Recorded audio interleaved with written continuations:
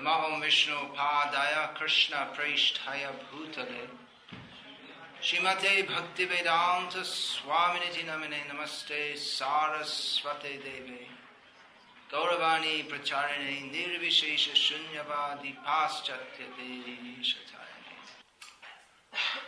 Continuing from yesterday, continuing on the same subject, human Prabhupada, superhuman,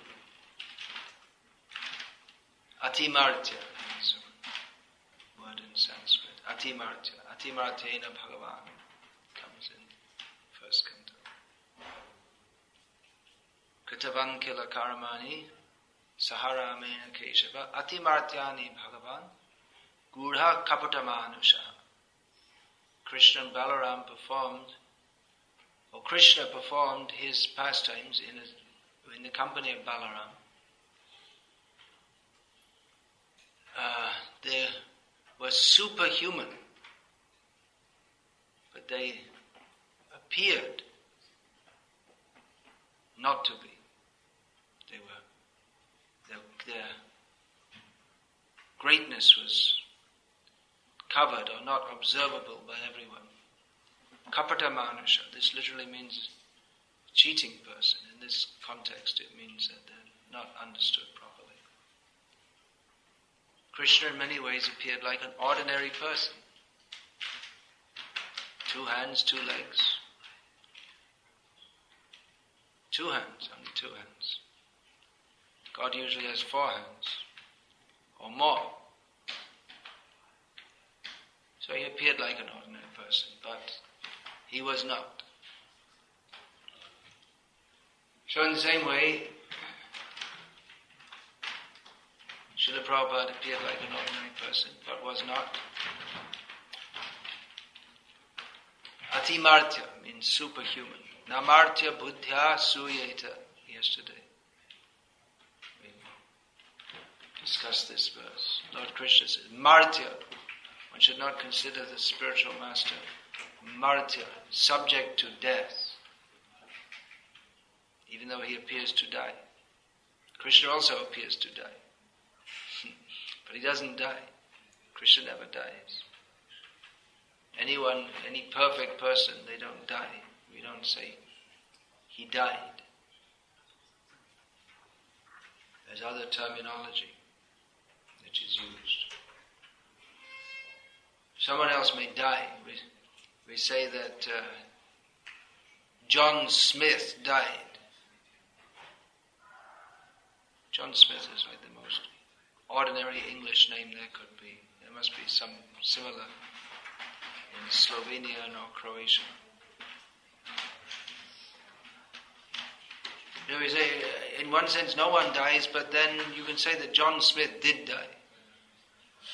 Because the body and the identity that went with that body is died, it's finished. There is no more John Smith. The Atma who misidentified himself with that body no longer identifies himself with that body. He still exists, but in another place, in another false form, in another false identity. But John Smith is dead. But Krishna never dies. And Krishna's apparent dying is completely different because his transcendental form never deteriorates. It's never subject to any decay whatsoever. Now we may say, well, the pure devotee, their body dies from the external point of view. We could say that, but we're not interested in the external point of view. We're interested in the spiritual understanding.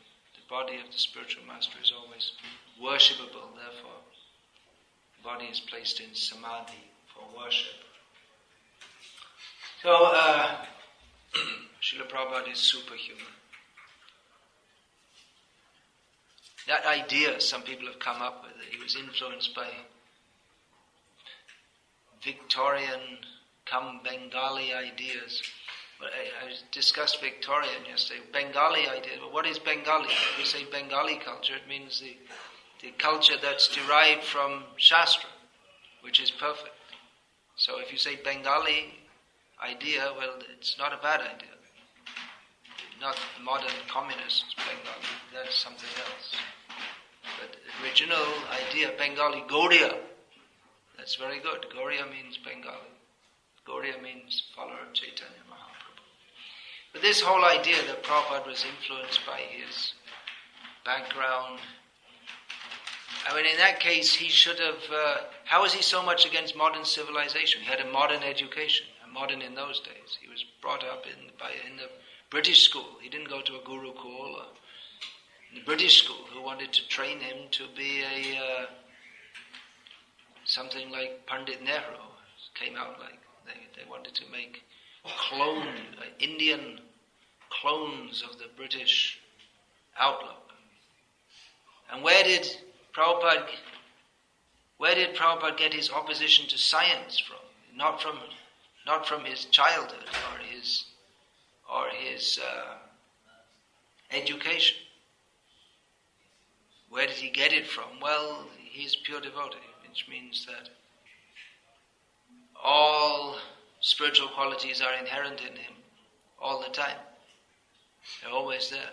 So the opposition to the mundane scientific outlook, it's incorrect to say that Prabhupada was opposed to science. He was the most scientific person. But he was opposed to mundane science because it's under the name of science there is envy of Krishna is being propagated. Or if you want to say he got it from anywhere, he said that in the Krishna book, he dedicates that Krishna book to my father.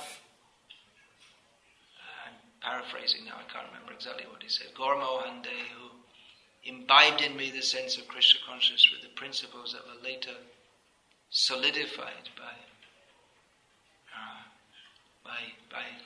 Srila Bhakti Siddhanta Saraswati, my spiritual master, my eternal father. And Prabhupada, he once said that he learned everything about Krishna consciousness from his father, but the thing he learned from his spiritual master, the special thing, was book production and distribution. That Bhakti Siddhanta Saraswati Thakur at Radha Kund told Srila Prabhupada, if you ever get money, print books. Amar ichha chilo kichu boy karan. My desire was to make some books, publish some books. So, one thing that Bhaktisiddhanta Saraswati Thakur very much stressed, it was like a cornerstone of his preaching, was that one cannot understand the transcendent through the empiric method. So the whole of science, modern science, is based on the empiric method. So Prabhupada, if you say he got it, where did he get that from? If you want to say he got it from anywhere. Because pure devotees, although they're naturally imbued with all transcendental qualities, they appear to go through various phases. Just like Krishna learned from his guru. Krishna doesn't have to learn anything, but he learned from his guru. And Prabhupada comments in the Nectar of Devotion that his guru was so pleased with Krishna that he blessed Krishna, that whatever you say, that will remain forever extant in human society. And Prabhupada writes that because of this benediction from his guru, even today Bhagavad Gita is well known in the world. So Bhagavad Gita is Krishna's, non-different from Krishna. Krishna speaks Bhagavad Gita, it's the facts of reality. He spoke it to Vivasvan many millions of years ago, before chronologically we can say, although Krishna is not limited by time or space or by anything. But he spoke this to Vivasvan many millions of years ago. So how can we say that it's because of Sandipani Muni's benediction that the Bhagavad Gita is still extant in human society? Well, that's Krishna's kindness on his devotees, that he gives the opportunity for it to appear like that, just like this Sudarshan Chakra is Krishna's eternal weapon, but it was given to him by Agni. Agni had some service to do, or apparently it was given to him. Apparently Krishna took birth from Vasudeva and Devaki, although he is unborn. So, where did Prabhupada's implicit faith in Shastra come from? Was that from what? The fact that he was born in the Victorian era? Not at all. I mean, his British education was geared to make him have no faith in Shastra. So the idea that Srila Prabhupada was influenced by Victorian morality and therefore he was such a...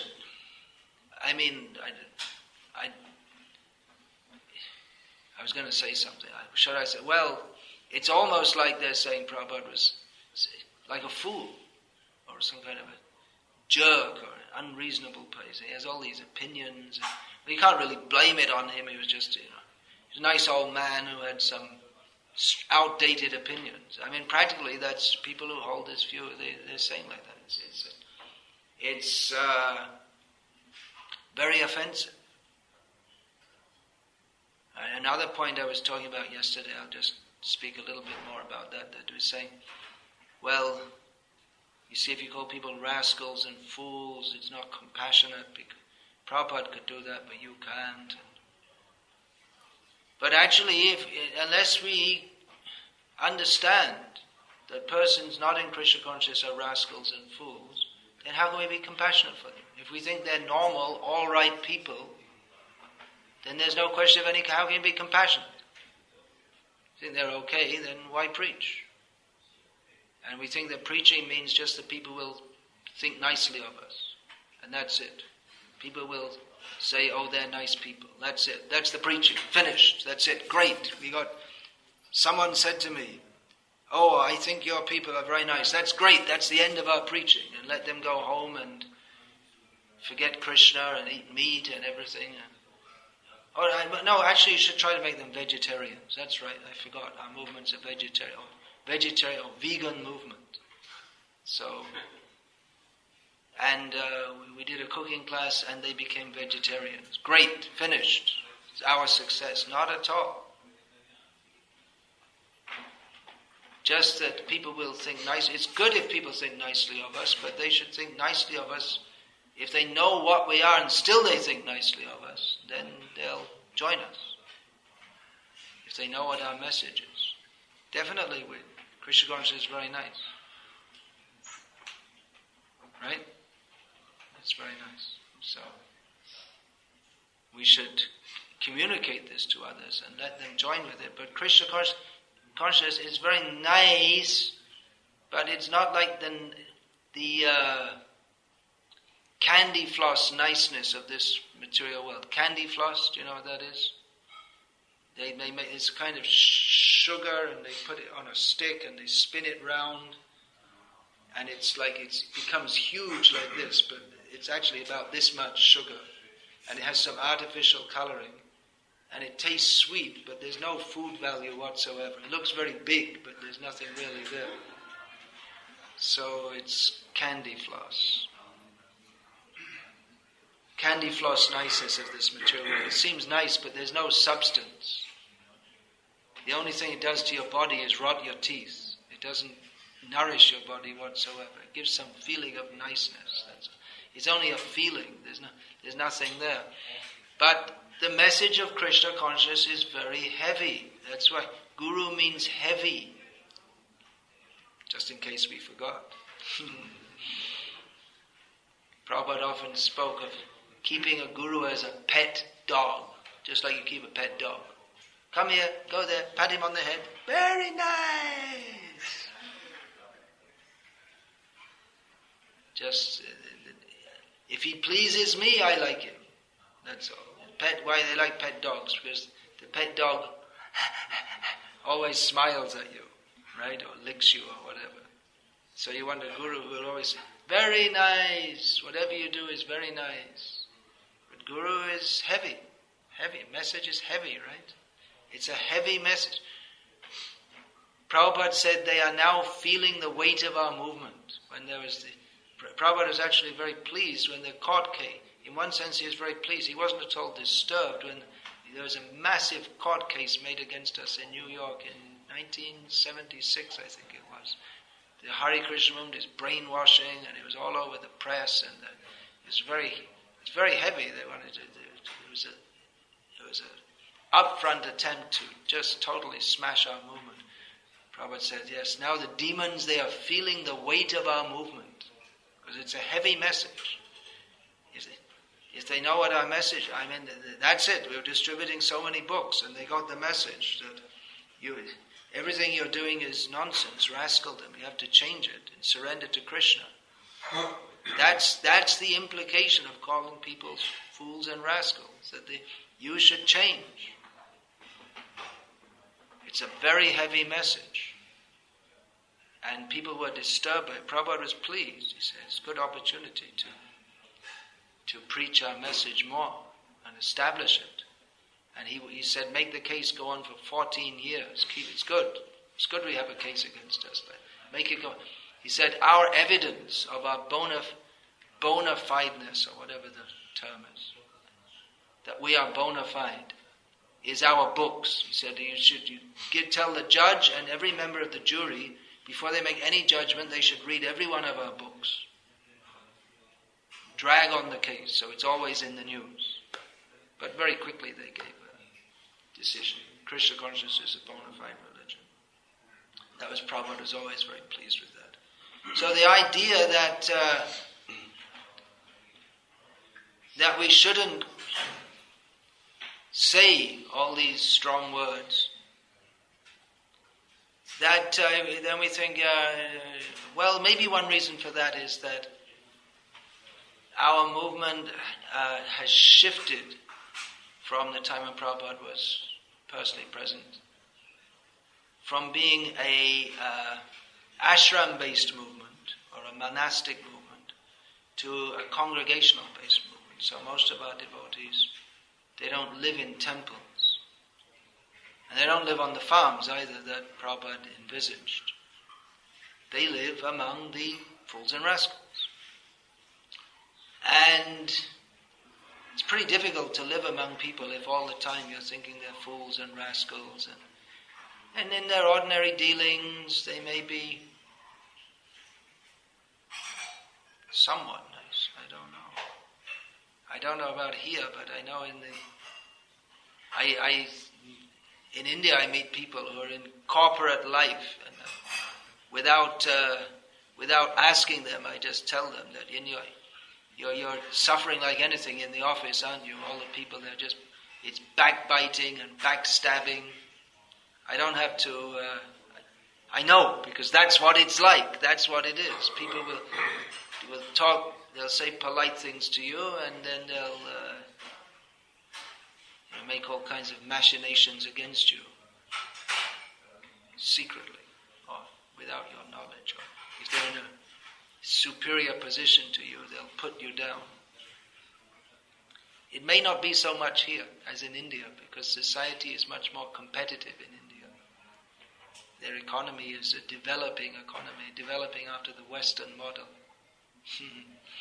So it's the rat race. They call it the rat race. Actually, it's not a very good term, the rat race, in the sense that rats among themselves, they cooperate, actually. If you attack one rat, the other rats will defend it. But it's rat eats rat in the rat race of the modern world.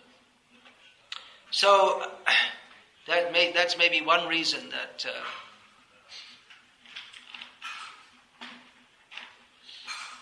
it's very difficult to be a revolutionary. Actually, this movement is revolutionary. It's very difficult to be a revolutionary all your life if you've got children to raise and bills to pay and you have to move in the ordinary world. So it's maybe too extreme for devotees whose Krishna consciousness consists of trying to get their 16 rounds together every day. Many of them have, we see the devotees there. Again, I don't know in this country, but in India, most of our initiated devotees, their 16 rounds, it's just somehow or other crammed into their lives. Most of them will be chanted maybe while they're driving to work, or one hand on the steering wheel and one hand on the bead bag, or reading. I mean, there are so many devotees in our movement. They've been initiated like 10 years, and they've never even read even the first canto of Bhagavatam. They have no idea actually what's in Prabhupada's books. And what was the meaning of their being initiated? Divyam Jnanam Yad. Diksha means to attain spiritual knowledge, but they don't have it. And then for them to come to the temple once a week, and they're already completely frazzled by their working week, and then they come to the temple and hear all this heavy stuff. It's too much. They like to hear some nice stories and some jokes, and that's it. So it's difficult to be a disciple of Prabhupada, in the sense that, well, he was very encouraging, but his message was very heavy. He was very demanding, actually. Very demanding. So we can alter the message to make, not exactly alter it, but stress certain, that is one kind of alteration, to stress certain things more, and to practically jettison, that word, throw out, abandon much of the message that Srila Prabhupada preached. So in some ways that may be very successful, as much as many people can take to Krishna consciousness without without all that heavy stuff, which it might be difficult for them to deal with. But on the other hand, if you don't deal with it, then you stay with it. It stays with you. If we don't realize that everything in this world is completely useless and we have to surrender to Krishna, if we're not being preached to that, if we're not receiving that message all the time, then where is the impetus going to come to get out of this material world and fully surrender to Krishna? We have to hear that. So if we don't hear that, if we think that everyone's more or less okay, then where will the impetus come to preach and save others? Then preaching just becomes making a nice impression, and everything becomes watered down, which we see at the present time. That newcomers to Krishna consciousness, they're actually told, because if they read Prabhupada's books or they hear Prabhupada's lectures, they'll see it's a very heavy message. Give up all sense gratification and fully surrender to Krishna. It's a very heavy message for the conditioned soul. That's why people like to go to this, Ravi Shankar and all these rascals, complete rascals and demons posing as so-called holy men. Because I listened the other day to 20 minutes of this rascal's lecture, Grace of Radhe Govinda. He gave me some of his lectures. And it's just disgusting. How they're cheating people. It's just like a textbook bogus guru. Talks in very sweet, soft voice, giggles a little bit now and then. And says, you have to realize the potential within you. You are greater than the whole world.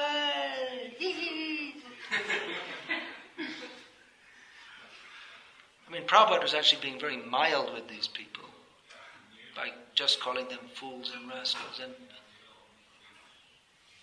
I mean, what else? I mean, what terms are they? I mean, they're just such cheaters. Just such cheaters. If we don't feel disturbed by these people, if we think, well, we should go to some ecumenical conference and discuss with them, what are you going to discuss with such a demon who's just cheating people?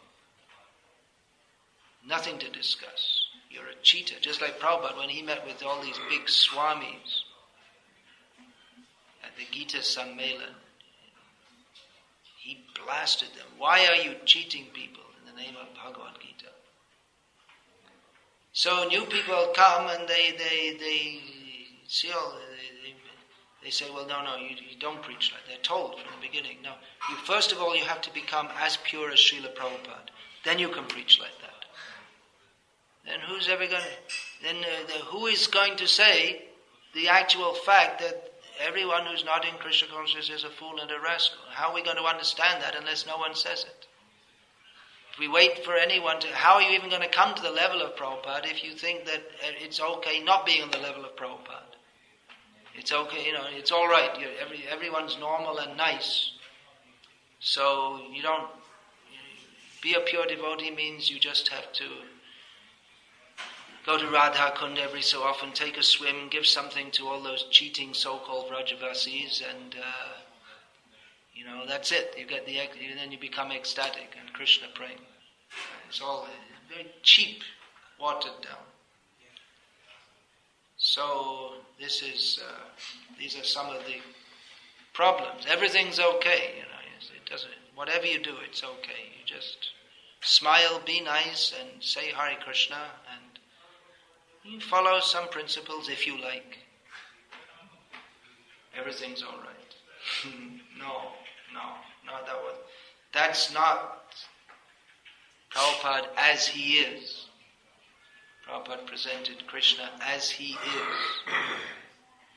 He shouted against misrepresentations of Krishna. People want to take Krishna, they'll have a nice picture of Krishna. We like to see the nice picture of Krishna. That's all. And his message, that's it, Hinduism. There you go. There's so many Hindus. They'll have a nice picture of Krishna. But they don't know what's in Bhagavad Gita, nor do they want to know. Or even if they do know, it's well misinterpreted for them. They don't want to know Krishna as he is. Prabhupada presented Krishna as he is. So my plea here is that we should not present Prabhupada in any other way than he is. Of course, to know Prabhupada fully is not possible. And yes, Prabhupada is very sweet. He is very nice. But we shouldn't... Krishna is very sweet, but as Prabhupada mentioned, we'll find that in the Bhagavatam, there's much more description of Krishna killing demons than dancing with gopis. So, we shouldn't try to... And Prabhupada was very heavy against those who tried to represent Krishna only as dancing with gopis. What about all the other leelas? What about that? Why are you only going to one leela? So why are you only representing Prabhupada as being, concerned with people's health? And there's a lot more to Prabhupada than that. Of course, we should be, as Prabhupada was. We should be concerned with devotees' health. But it wasn't that Prabhupada came to this world just to give people cough lozenges, or to Prabhupada's. Now we come, after all this time, we've finally understood Prabhupada's topmost instruction, that if someone doesn't have a sweater on a cold night, you should give them one. That's not it. He did instruct that, but that's not the essence of his being. So, yeah.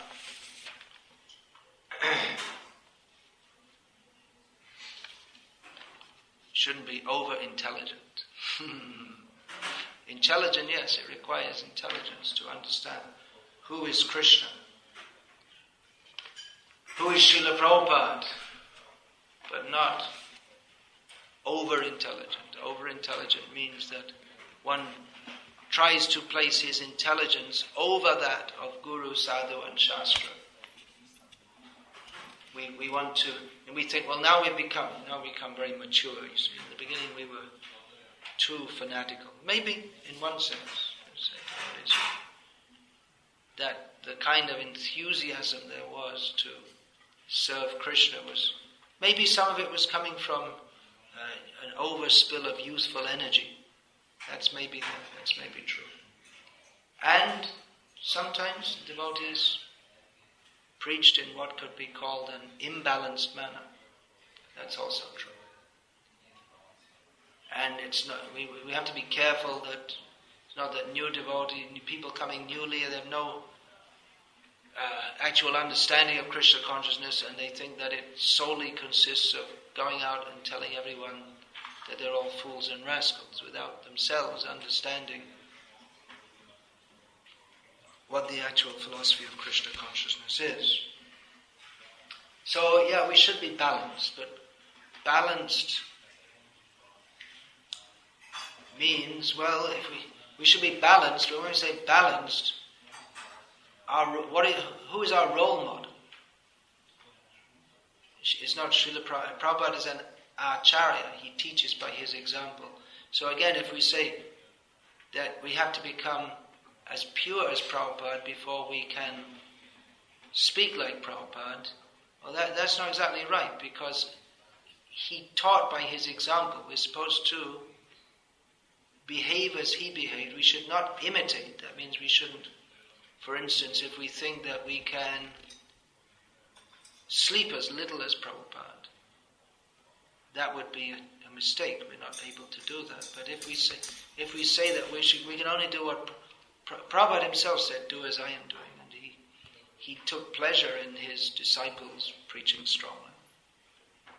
I've given some examples in that essay, in that book, My Memories of Srila Prabhupada. But if you say, well, we should only do what Prabhupada does when we become as pure as Prabhupada. Okay, then stop taking prasadam. Prabhupada took prasadam. See, you're not as pure as Prabhupada, so it's better you don't take prasadam, because you see you'll be offensive to the prasadam. Anyone? Any volunteers? We won't become purified unless we take prasadam. We won't become purified unless we follow in the footsteps of Srila Prabhupada. So we should be very careful, because Prabhupada was presenting the teachings of the absolute truth. Veda means knowledge. Where did Hinduism come from? Now, when I say Hinduism,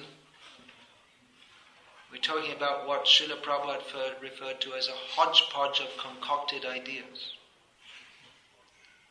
Nowadays, sometimes we like to present ourselves, we are a Hindu movement. It's a nice box that the karmis, that's another word that Prabhupada used to use, we don't use anymore, karmis, that we like to present ourselves as Hindu, and then they can put us in a Hindu box. Okay, all right, good Hindus, stay in that box, we'll pat you on the head and call you to our interfaith conference, and you can be Hindus. All right, now we understood.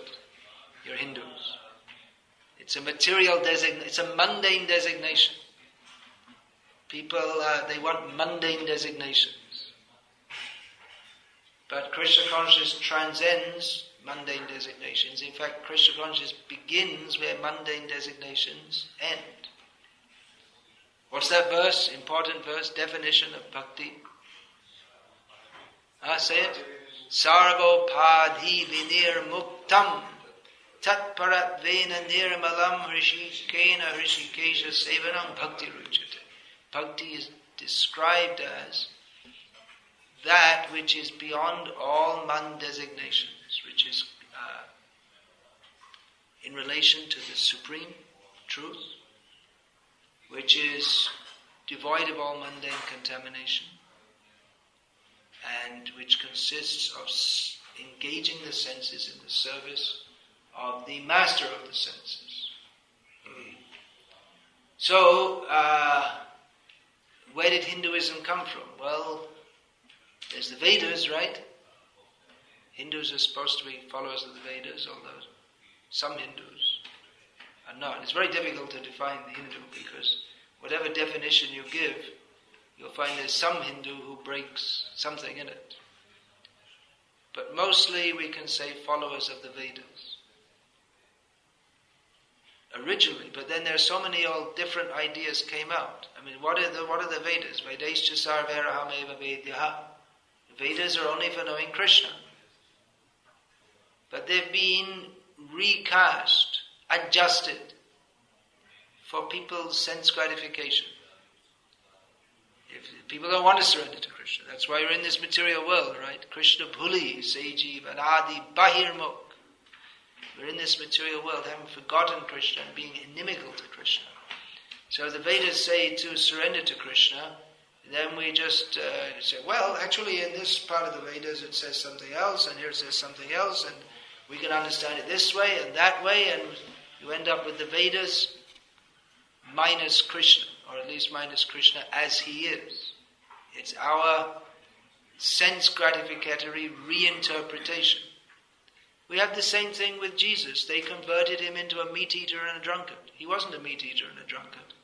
But they are meat eaters and drunkards, so they converted him into a meat eater and a drunkard. They said he's a meat eater and a drunkard, so we're also meat eaters and drunkards. Buddha, I was also saying, Buddhists are meat eaters. They say that Buddha died by eating truffles, which is some kind of pig meat from. Although it can mean something vegetarian also. But there's some myth or whatever, that he had some pig meat and he got food poisoning, and well, that just goes to show we should all eat pig meat, because Buddha had pig meat. And like this, there's so many reinterpretations, speculations, just like you'll find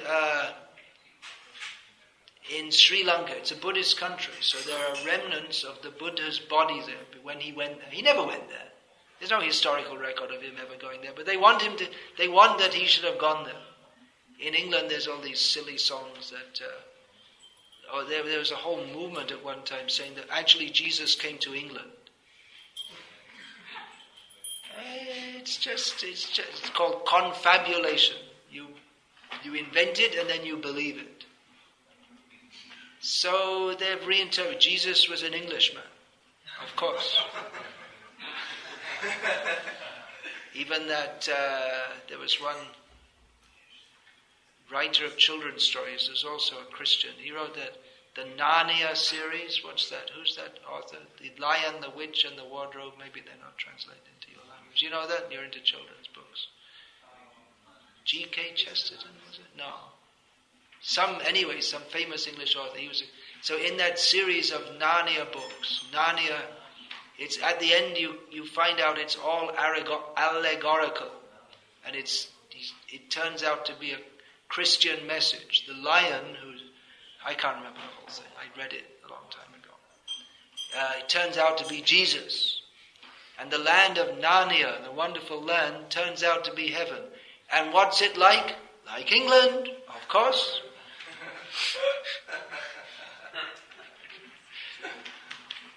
Prabhupada said London is like hell.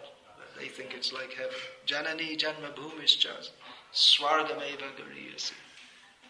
Sanskrit saying is there. That one's mother and one's motherland is more glorious than heaven. So like that, the tendency to interpret according to our mundane, contaminated ideas. That's where Hinduism comes from. Where did Christianity come from? Not from Christ. I was told there's a saying in German, the last Christian died on the cross.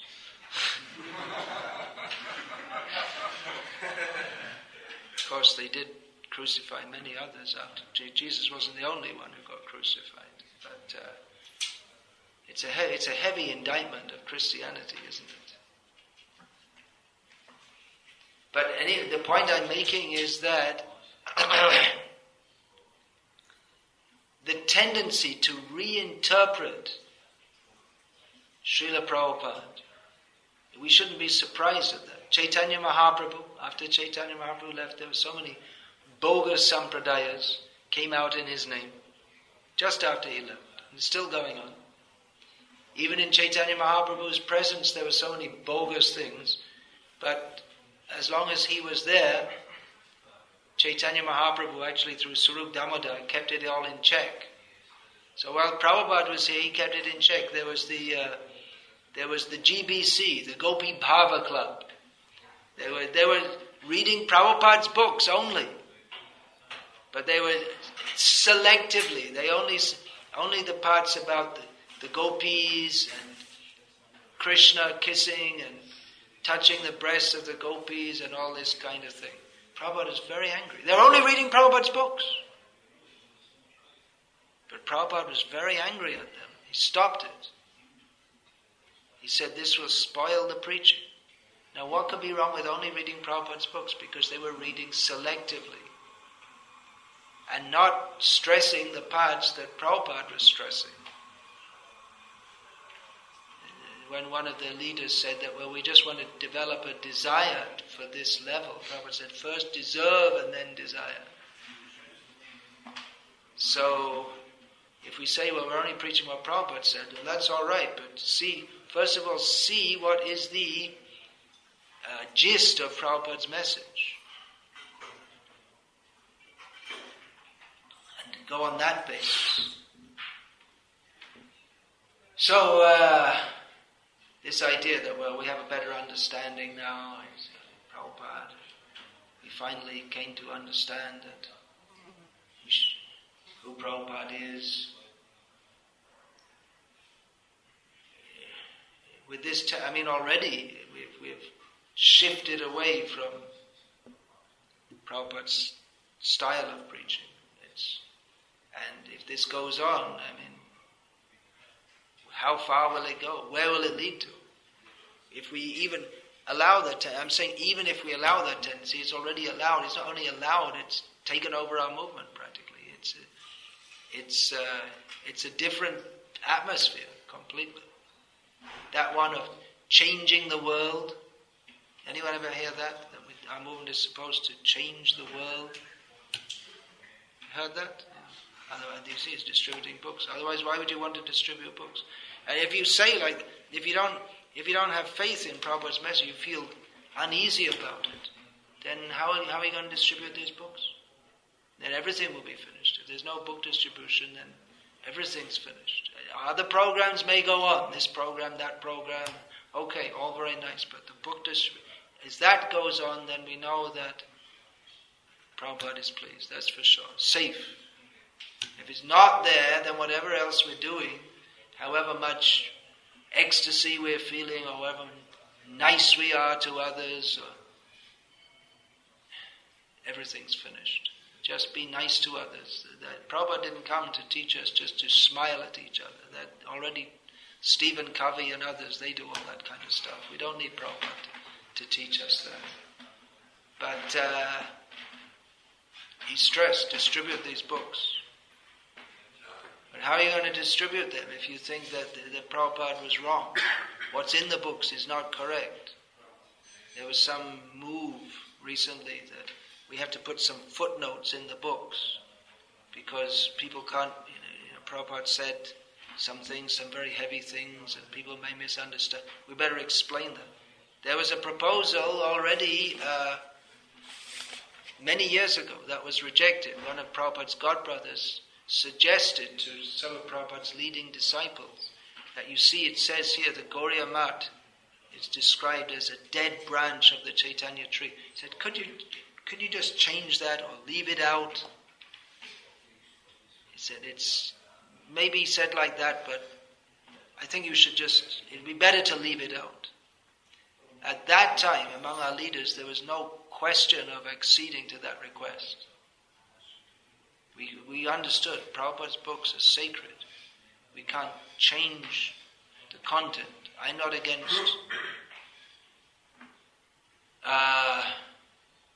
change. I'm not against. There's another controversy. There are so many controversies.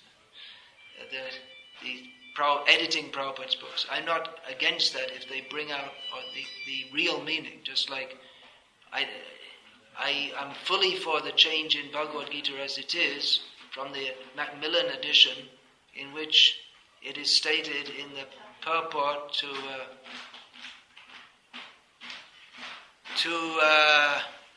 what's that? Pitrinam Aryama Chasmi. Lord Krishna says, among the Pitris, the forefathers, I am Aryama. Aryama is the person who's the head of the Pitris. And in the purport, Srila Prabhupada dictated there is a planet of Pitris. And in those days, the early days of ISKCON, no one had heard of a Pitri. So they were trying to work out what it is, and they said, they transcribed it, there is a planet of trees. Which is not what Prabhupada said, but it got in the Macmillan edition, there is a planet of trees. So I'm all for changing that to restore it to what Prabhupada said. There's a planet of the Pitris.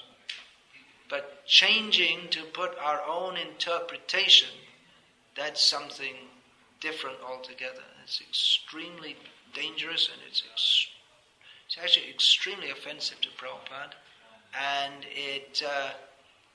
And it shows actually a lack of faith in acceptance. Just like Arjuna said to Krishna in Bhagavad Gita, Sarva meta britan manye yanmang vadasi keshava.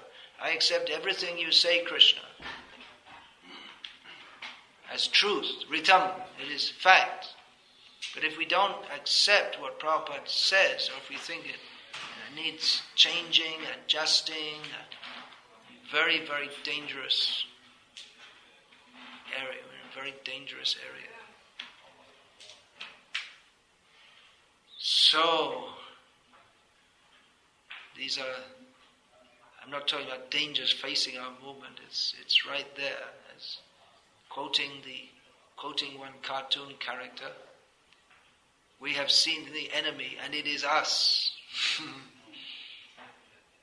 Prabhupada said this movement cannot be stopped from outside, only from inside. Amazingly, what's that word?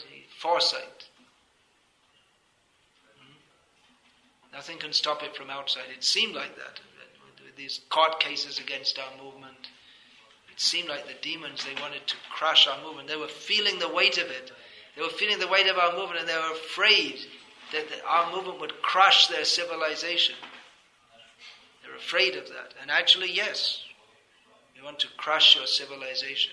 But by crushing it, not in the manner of an enemy, not in the manner of a Stalin, but in the manner of to crush the misconceptions and give Krishna. So the materialistic people, they were very afraid of that. So if Prabhupada, he wasn't afraid of that. You know, they were afraid of that, and therefore they reacted. There was some heavy court cases in Germany and in America, and it seemed that the more we go on preaching like this, the more people become heavy against us. Which is maybe another reason devotees thought, it's time to cool down. No more of this rascal, fool stuff. No, this combative style of preaching. But actually Prabhupada he saw that opposition as a sign of our success. But it's difficult. It's difficult to be a revolutionary. Why fight when you can get grants from the government and they'll legally accept you, and why do all that? Why take the path of opposition when you can be friends with people? Well, the best thing to do is be friends with them and at the same time say, by the way, sir, you're a demon and you should change your life. Both things. I mean, it's not that Prabhupada was just like some kind of wild, unrestrained. I mean, he was the most gentlemanly person ever to appear. Most gentlemanly in his behavior. So, it's not, we're not revolutionary, but it's not like this kind of terrorist revolutionary. But giving higher knowledge, giving actual knowledge. But again, it's a very heavy message, and people reacted very heavily, and devotees, they were afraid. What will become? See, they're attacking us, so Swami Prabhupada said this, they cannot stop our movement. Just like so many demons, Prabhupada gave these, used this as an analogy. So many demons attacked our movement. So many demons attacked Krishna. There's no question of them ever doing any harm to Krishna. In fact, Krishna became famous by killing the demons. So in the same way, this is Prabhupada's analogy. So in the same way, by fighting and overcoming the opposition, our movement acquires significance. If we don't do that, then we become insignificant.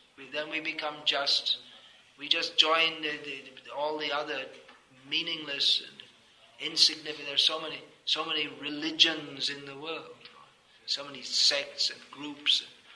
If we're only, of course we should sing and dance and hold festivals and distribute prasad and do all these nice things, but unless we present the message as it is also, then we become insignificant. There's no bite. Where's the weight of the message? The message is not there. Then we become, then the demons don't fear us. Demons, why were they attacking Krishna? Because Krishna, yadaya, what is that? Paritranaya sadhunam vinashayata dushkritam dharma samstapa. Krishna comes to establish dharma. They are against dharma. So Krishna comes to destroy them. They know that. Therefore they hate Krishna. So if we're not in the business of establishing dharma by destroying adharma, if we're not following the path of Krishna, then we become insignificant. That's why they like Buddhism. Now it's becoming popular because it's got all the niceness of Eastern religion without any fixed dogma. There's no fixed message in Buddhism. Well, they have their 9 points, but at least in the Western interpretation of Buddhism, you can do anything you like. You believe in reincarnation and do whatever you like. That's Western Buddhism. And call yourself a Buddhist. And go through some fast of meditation like this and feel yourself to be very spiritual. But no, Krishna consciousness. It's a heavy message. Rules to be followed. There are rules of dharma to be followed, which go against that of modern society. So they're afraid. Materialists are afraid that their slaughterhouses will be closed down. Their brothels will be closed down. Their pornography, multi-million-dollar pornography business. There's this women's rights. Why aren't they stopping this pornography? A woman has a right to show her naked body. What is that? Right. It's against the dignity of woman, isn't it? Who's protesting against this? Isn't it demeaning to the whole human race that the multi-billion-dollar pornography business? No one's complaining. Money is God. You can show yourself naked, very extremely degraded. No one's protesting. But if our movement becomes strong, then all these things will be stopped. We say you have the right, they call it art. See, it's art, so we have to allow it. No, you don't have no artistic right to do whatever you like. Art means you show Krishna. You want to show something beautiful, show Krishna. That's all, nothing else. Only Krishna. So it is a very dangerous movement. But if we dangerous in the sense for materialistic people, it will destroy their materialistic civilization by presenting another culture, another way of life, another whole understanding. But then if we reinterpret Prabhupada, we're only concerned with what people, they should think that we are nice, that's all. Then we're lost. Then we lost Prabhupada. We didn't, then just like Prabhupada said about his own godbrothers. He said, your Vyasa Puja consists of offering fruits and flowers. That's it. But where is the preaching of the message? Simply ringing a bell and offering fruit and flower, Prabhupada said, that is not Vyasa Puja. Prabhupada was lion-like at that time.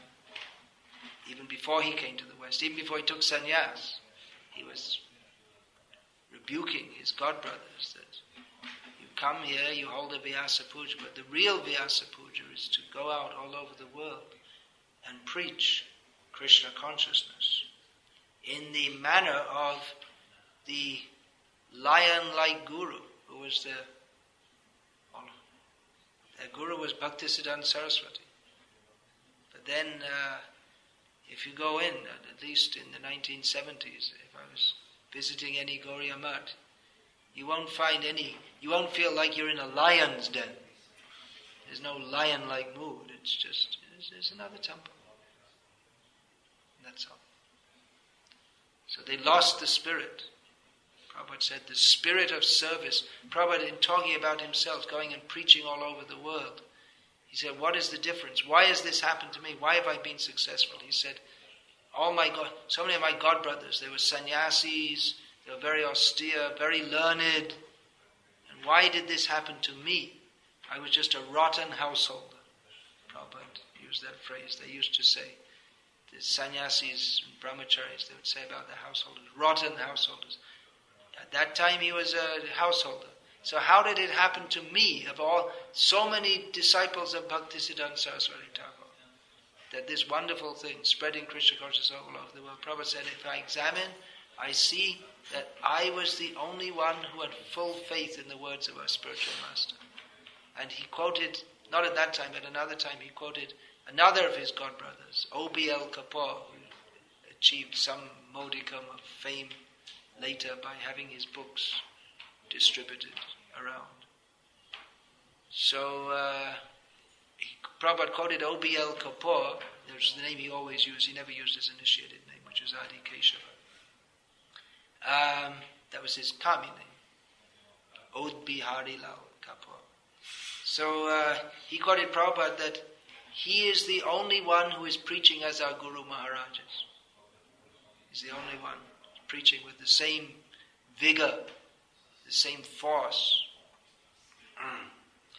So Prabhupada said that, the Gauriya Maths, they're going on, and actually there was some preaching.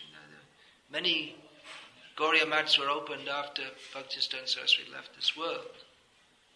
And that goes to show there must have been some kind of preaching. But Prabhupada said the spirit of service was lost. They were preaching, but the spirit of service was lost. That's, again, a very heavy indictment by Prabhupada of his godbrothers. And of course he said other things also which were less devastating. And it's a really heavy statement. But we have to see ourselves. Prabhupada said about the Gauriya Math, he said that they're running on their temples, they have 2 or 3 people, and they're somehow or other holding it together, and they're all dirty. But if we see ISKCON, many of the temples are like that also now. It's come to the same thing. Many places we go in ISKCON. We go into the temples that a generation ago had 50, 60 devotees, and now in many places you'll find they have more deities than devotees in the temple. Many places. And it's all dirty, and no one even thinks to clean anything up. It's just like ghost town, really. And they put an advertisement, can anyone be the temple president? We'll pay you this much. And then they have to hire devotees to do it. They have to pay everyone to do anything. They can't get anyone to voluntarily do, because the spirit of service has been lost. Why is that? I mean, the potential to spread Krishna consciousness all over the world is better than it ever was before. People are more open to our message. I mean, in those days, it was very tough. It was very difficult, because so many people were opposing. Now, not. Well, maybe you say they're not. Now they're more open to it because we're not so heavy with them. But not so heavy means practically there's no preaching going on in so many places. I'm sorry to say. I mean, a few years ago I was... What happened? Excuse me. Yeah. A few years ago I was doing Harinam in Dublin, in Ireland. I was handing out some leaflets. And one young woman came up to me and said, well, what is all this about anyway? I said, Hare Krishna. She was American by accident, I understood. She was American. So I asked her, where are you from? She said, New York City. She'd never heard of Hare Krishna. New York people, they're very informed. They know what's going on. But all the New York people like us very much. But at least one citizen of New York City had never heard it. She didn't know what Hare Krishna was. I had my own experience also once in this. And in the airport, JFK airport, leaving New York, going to England, and one young woman said, oh, you're a monk. I saw them in the movies, but I never saw a real one. She thought it was exciting. So she said, oh, are you a Buddhist? I said, no, I'm Hare Krishna. She didn't know what Hare Krishna. Never heard of Hare Krishna. So, it's not, if people are not so heavy on us, it's not because our preaching is better, but it's stopped practically. In many places. Not here. We're glad to say, thank you. It's going on. Keeping it going on. But in many places, it's practically ground to a halt. They may do a Rath Yatra once a year as a kind of ritual or something. But the spirit of changing the world, which was very much that of Prabhupada and ISKCON, has changed. We're content to be, if we can just collect some money and run on the temple, which Prabhupada rebuked his godbrothers for having that. Oh, there's so much more to say.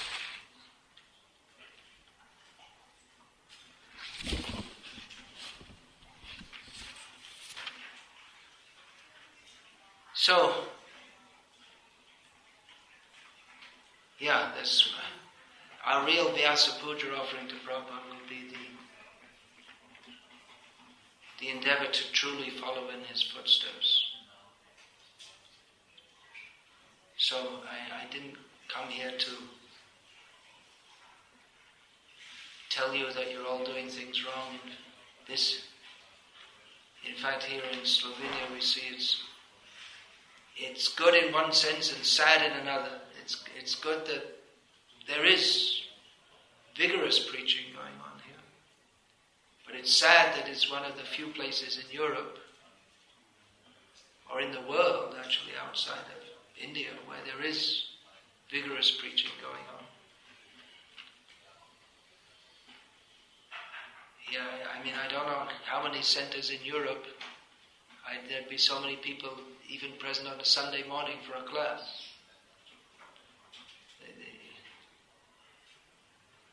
So, please keep up the vigorous spirit of preaching that you have here. And there are some good innovations in our movement since Prabhupada left. Prabhupada wanted these Bhakti Shastri courses. That's been started. So that's going on. Here you're having Bhakti Vaibhav course starting soon. After taking that course, everyone should be, if we're absorbing Prabhupada's teachings, we should be so enthusiastic to go out and spread the teachings. That will be your actual Bhakti Shastri certificate, not a piece of paper. But our enthusiasm to go out and spread the message, the enthusiasm to give these books to others, to give this whole way of life to others. So, I'll finish there. The other points, there are so many other points, I might take them up some other time. So, thank you for tolerating me. I have to say that because it's not everywhere. You may not tolerate me much more, I don't know. But anyway, as I said, that's my perspective of Srila Prabhupada, or one major aspect of Srila Prabhupada, which is to a large extent forgotten, is his lion-like preaching, and that he wanted his disciples to imbibe that. He constantly spoke to them like that, with the idea that they would pick, and he was glad when they picked up that moment. He wanted to do that. So we should understand that everything, if there's no Krishna consciousness, then what is it? Bhagavad Bhakti Hinasya Jati Shastra, what is that? Japas Tapa Apranasya Dehasya Mandanam Loka Ranjana. Without Krishna consciousness, whatever else there may be in the world, so-called high birth, even knowledge of Shastra, great learning, even being very religious, even chanting lots of rounds, making a show, japa, tapa, being very austere, whatever it may be, it's compared to the decoration on a dead body. It's just to fool or to give some pleasure to foolish people. They think, oh, how nicely decorated. Dead body.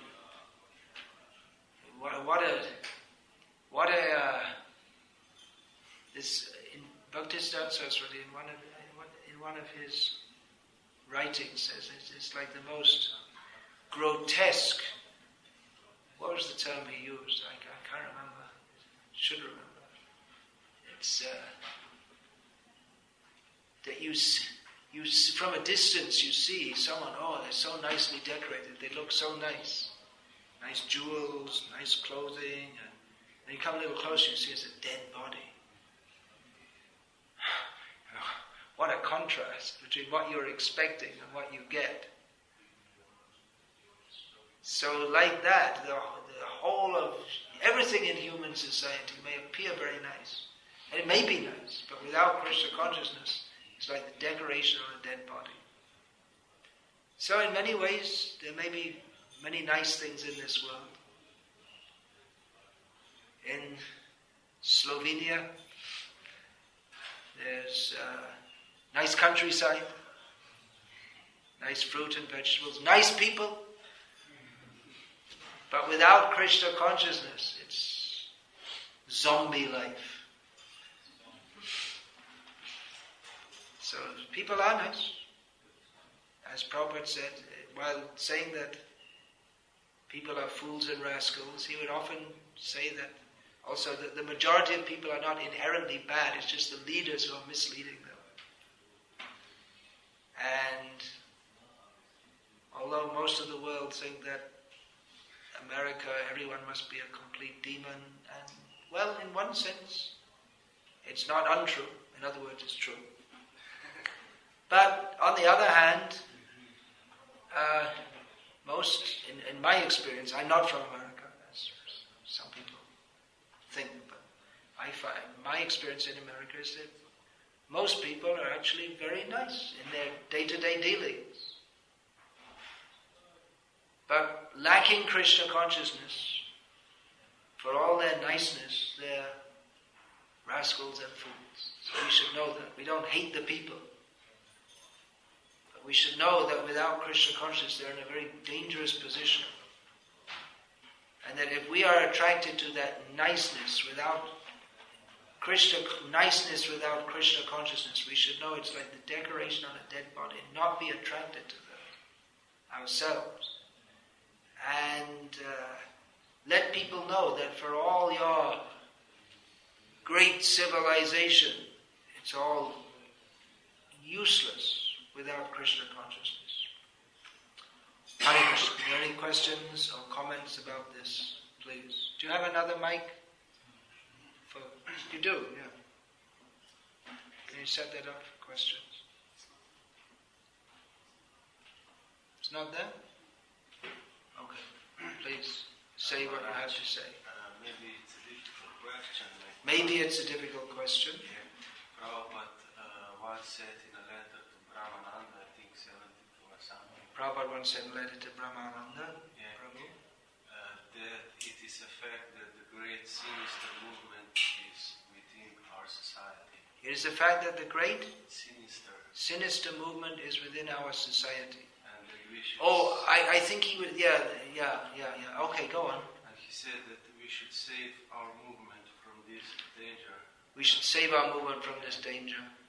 I believe you're referring to, for some time there were some leaders who were preaching some very wrong things. They said that Prabhupada was God and he left us because we didn't recognize that. Prabhupada has left us, he's abandoned us because of our offenses, and all the devotees felt totally devastated.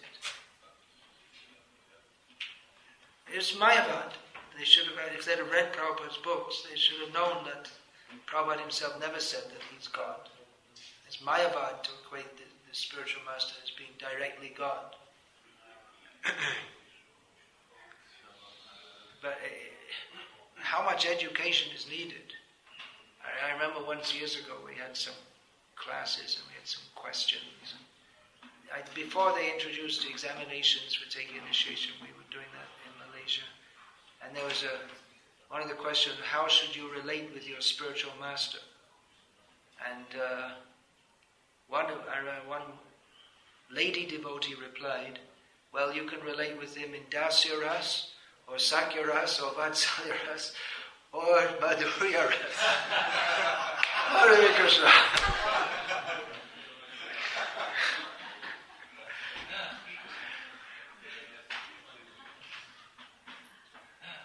Hinduism, misinterpretation. I read something the other day. We may wonder why Bhaktisiddhanta Saraswati was so heavy against these upper sampradayas. The thing is, once you get knowledge of Shastra, but you don't want to accept it as it is, then the way you can screw it up, it's amazing. I mean, the kind of intelligence that Maya gives to reinterpret and misinterpret. I can't remember exactly, but I've heard this kind of thing myself in Bengal. There was someone wrote a book in which they described that, in a vision they saw Krishna and Krishna told them to worship Durga. And it was just like, what a mess. And they took one or two quotes from Shastra and it was like 5% Shastra and 95% highly developed imagination. And people, and then this person got all these followers, he was talking all these nonsense.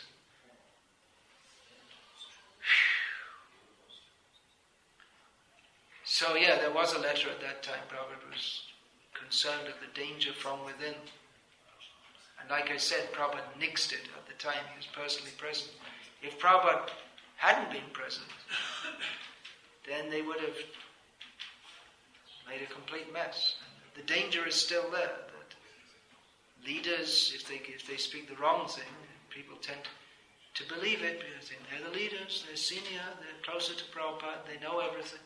Prabhupada wanted us to follow the leaders. So if the leaders say wrong things, then we're in a very dangerous situation. It's not impossible that in fact that's the only way that all these bogus things have ever come into all the misinterpretations of Christianity and of so-called Hindus only come because so-called leaders have misinterpreted the teachings. So I'm not saying that everything that every leader says is wrong, but we should judge according to Guru, Sadhu and Shastra and see if what they're saying is actually right. If there's a doubt, then we should not accept blindly, but put it to the measure of Guru, Sadhu and Shastra. As Nietzsche in his Madness pointed out, that the leaders, they have the greatest capacity for harming. Isn't it? Guru is a very powerful, heavy position. If one gives the right instruction, then one is a guru. But if in the position of being a guru, if one gives the wrong instruction, it's devastating. And we've seen that in our movement. So many people came to Krishna consciousness and left. Their guru taught some wrong thing.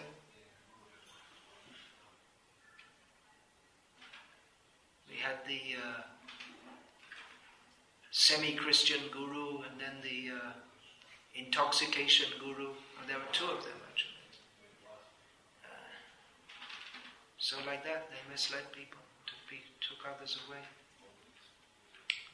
So in our movement, we accept Srila Prabhupada as our founder Acharya, and the guru in ISKCON means one who follows Prabhupada. That is his qualification to be a guru, only qualification.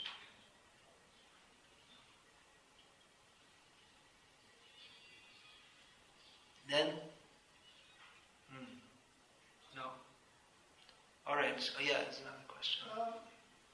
Maharaj, please, you short comment about Kripaluji Maharaji. I made a comment about Kripalu Maharaji. I didn't comment about him. I can comment if you want. But he has many followers. Well, often when people say these people have many followers, I often say there's not exactly the right word because there's nothing to follow. So how can you call them a follower? Follower means they follow him to hell. Or they call themselves his followers. They identify themselves as his followers. But why particularly you want to speak about him? There are so many cheetahs. Why him in particular? What's the attraction to him?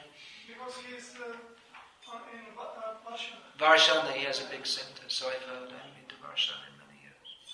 He has a big center in Varshana. All right, well. And it seems like scholar. Ravi Shankar has a big center in Bangalore. Sai Baba has a big center in Puttaparthi. Of course, Varshana is a more important place than Bangalore. It seems very scholarly. Yeah, well, so what? Looking like Nityananda Chaitanya. I don't know. I didn't see any photo of him recently. He's dead now almost, isn't he? He's old, should be. He's dying of cancer. He's dying of cancer. He's convicted for rape in the US. He was convicted for rape years ago. I think he was in prison for quite a few years. He raped a minor. A minor means a young person, not a someone who works in a coal mine. The other kind of minor girl, young girl. So yeah, but I don't see the particular need to speak about Kripalu Maharaj. He's another demon. There's so many of them posing as devotees.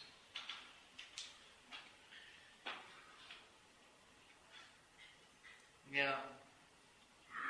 There's a quote from Prabhupada actually that our movement, it's right there in the Bhagavatam, our movement declares war on all these bogus incarnations of God. Don't hear that one much, do we?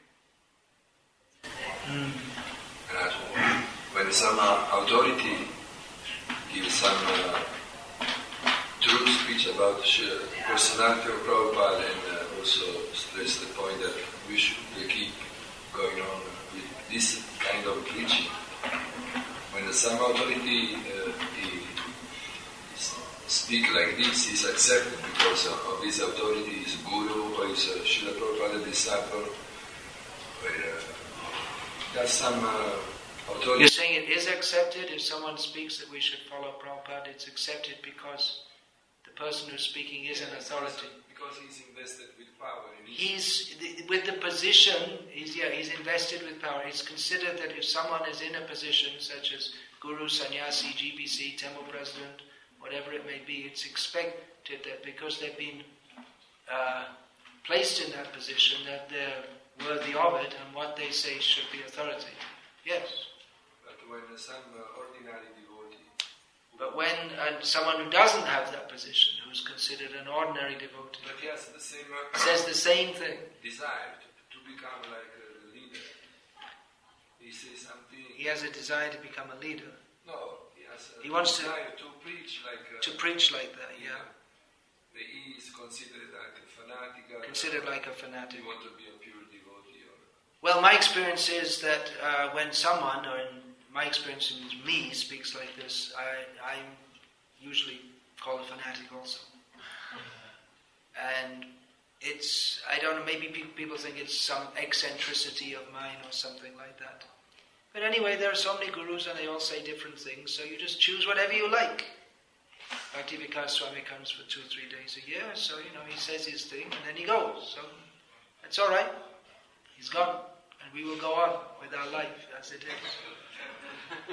If you're to stay in one place and say this, in many places, if I was to say like this, well, they may ask me not to come. It may be considered too fanatical. But, well, this was a point I made in a lecture in Zagreb some years ago, and as I understood it was a philosophical lecture, but I got asked not to come for some years. I made the point that we should accept someone as a guru if he speaks the truth, according to Guru, Sadhu and Shastra. Because he speaks the truth, then he's known as a guru. Not that because he's invested with a rubber stamp saying guru, that what he says is automatically the truth. He's a servant of the truth. The truth is not a servant of the position that he's supposed to be in. It's actually not a position. Although we have an institutional apparatus for recognizing devotees as gurus, the status of a guru doesn't come from any institutional recognition. It comes from, actually, you don't become a guru. Either you are a guru or you're not. And you are a guru by Jare Dekha Tare Kaha Krishna Upadesh, by speaking the message of Krishna. Then automatically you're a guru, according to Chaitanya Mahaprabhu. Whether you formally accept disciples or not is something else. But that is what it is. And if you speak something else, so you may have a rubber stamp guru, but you're not a guru in the sense that Chaitanya Mahaprabhu wanted. So, it's a touchy point. But we should understand these things. Otherwise, just like I was saying, the semi-Christian guru, that was Kirtanananda. And then so many people were lost because they came to Prabhupada's movement, but they had actually more faith in him than they had in Prabhupada. Because they didn't understand Prabhupada's message. And therefore he went off and they went off with him. An intoxication guru, Jayatirtha, Hansadutta. So many people were lost. But I always say that, they say so many gurus fell down. And they say that, well, then people lose faith in Krishna consciousness. But I always say, well, that proves how Krishna consciousness works. Because however high a position you may be considered to be in, if you stop following the process, then you lose it all. You get the point? The process is given, all the rules and regulations. If you stop following, then however exalted you may appear to be, then you fall down. You lose everything. So the process that Prabhupada gave us is perfect, and if we don't follow it, then however exalted we or others might think us to be, then we have fallen. And that fallenness becomes manifest very quickly. Heavy stuff, isn't it? It's heavy. Krishna consciousness is very heavy. Kshurasya dhara nishita duratyaya durgang patas tat kavayo vadanti. Krishna consciousness is like a razor's edge. Difficult path. Yes, it's easy in one sense. In another sense, to fully surrender to Krishna, it's a very heavy proposition. So we don't want to scare anyone off. But at the same time, we should be aware that it is dangerous. If we deviate this way or that way, we're in trouble. We're not going to get to Krishna.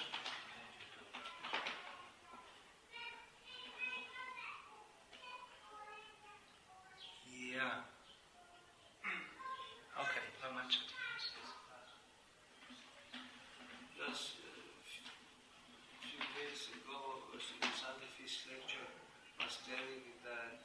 in the Sunday Feast lecture, you said that? It was said that from the Vikasa side. Oh, you weren't speaking, someone else was speaking. Before was like brothers and sisters. Before we were like brothers and sisters. After a few sannyasis went to India, then come back. After a few sannyasis went to India, they came back and they were very heavy. Yeah, then everything was separated, women, men, like this. Then women and men were separated. Like 75. 75, maybe before that. Yeah, there's an idea that in the beginning, well, I mean, this is just one of the, there's so many funny ideas that have come up. This is one of them. I'll briefly deal with it. It's sometimes said that, well, in the beginning, Prabhupada made our movement just for all brothers and sisters, and the men and the women, they used to dance together in kirtan, and there was no discrimination between men and women. But then some sannyasis went to India and they came back and they were very heavy, and they separated the men and the women, and the men stood on one side of the temple and the women on the other, and eventually the women got to the back, and this all came from some heavy sannyasis. But in the beginning, Prabhupada made it all open, and we should go back to it being open. My understanding of this is that, yes, Prabhupada brought devotees to India because he wanted them to see the culture. In the very early days of the movement, Srila Prabhupada, he didn't introduce many rules at all.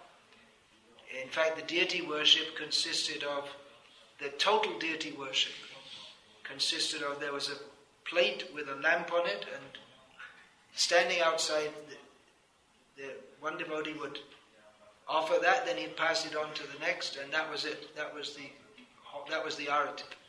They'd pass the plate around, and everyone would go like this. But gradually, Prabhupada introduced standards. In the beginning, he didn't try to introduce so many standards, seeing that the people, they were hippies. So in the beginning, yes, the men and the women, they danced together in kirtan. Later, after Prabhupada, he said he wanted to bring devotees to India so they could see and learn the culture. So some of them did, and they came back and they implemented this, and Srila Prabhupada saw it and he never objected to it. So, should we go back to men and women dancing together with no divide between them? You think it's a good idea? No, it's not a very good idea, is it? I mean, obviously there should be separation between men and women because of the sexual attraction which we're not free from. A few years ago, here in Ljubljana, I was in Tulasi Arati, and just after I was doing parikrama of Tulasi, and I saw, just to my left, there's one Mataji circumambulating at the same time as me. So I moved to the right, and I saw there's another one. I wonder what's going on, and then I understood that they must have seen this paper, in which they said, well, now we should all go around together. But it's subhuman behavior, actually. Prabhupada, he didn't, in the beginning, try to change everything. But later on, here's another quote from one of Prabhupada's books, that to mix with women and to treat them as equals is uncivilized behavior. So it's there in Prabhupada's books. It wasn't just some nasty sannyasis who implemented this. heavy stuff. We won't make brother and sister feeling. We are simply by dancing together in kirtan. Brother and sister feeling, yeah, but then brother and sister sometimes turned into incest. That was the problem.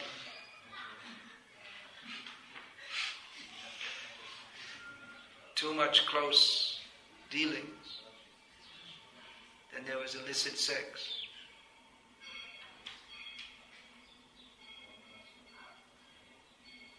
When Giriraj Maharaj asked Prabhupada, he said that in our movement we have the best philosophy and the best spiritual master, then why do we have so many problems? This was said in Prabhupada's presence for the benefit of those who think there were no problems when Prabhupada was personally present. Why do we have so many problems? Prabhupada said, because the brahmacharis and sannyasis associate too much with women. How about that one? You can tell that one back to the advocates of men and women mixing. Actually, brothers and sisters in Indian culture, the brothers and sisters, once they get to a little grown up, they also don't mix like that. Only when they're little children.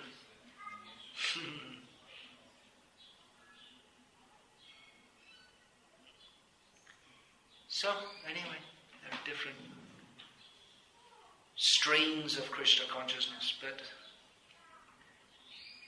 different interpretations. But practically I see where the preaching is strong and the book distribution is going on, it's only in places in which there's no attempt to to reinterpret. In our movement there is a cultural divide between those who are what we could call traditional or conservative, and those who are non-traditional and more, you can say, more open.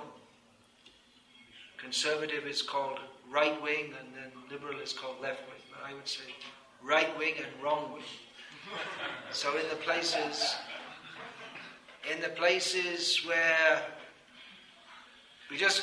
where the idea is there to follow Prabhupada, to believe in his books, and to not mix up with so many other things, that's the places where they're making devotees and they're distributing books. And these are these places where just everything's okay, and you walk into a temple and the first thing you see is the yoga studio, and then there's the Ayurveda studio, and then there's the hypnotism studio, and then somewhere at the back there's a little temple.